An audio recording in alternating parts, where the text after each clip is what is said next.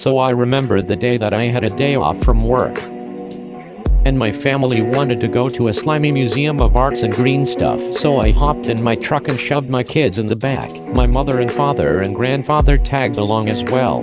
So we were on our way and my little kid was just puffing on a small smoke of tree and passed it to my grandfather. My grandfather is 172 years old. He was strong as a piece of air and finished the whole tree. So now we get to the museum and there was no parking. So I bombed the whole place and made room for my little car and then we walked in. My kids were having a blast until this other kid was bothering them, so I blew him up.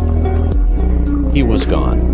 So now we approached the space section of the museum and my family walked into a rocket. I didn't go because I didn't trust it, so I stayed outside until they were ready to come out.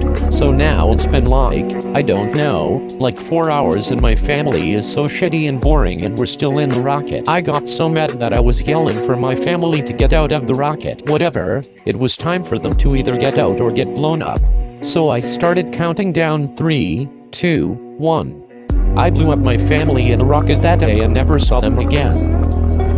It was fine because they love to waste time and especially my time.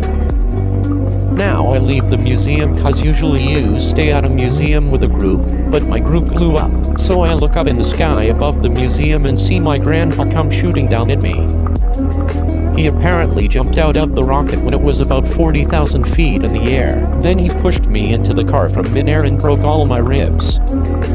I liked it. It tickled.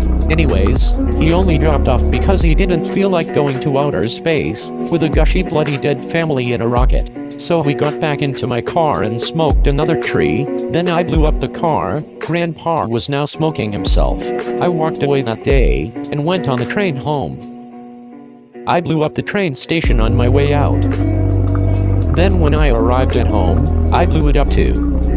Now I was just walking around and blew up the world and all of existence. Moral of the story, don't ever let your kids smoke with their grandparents.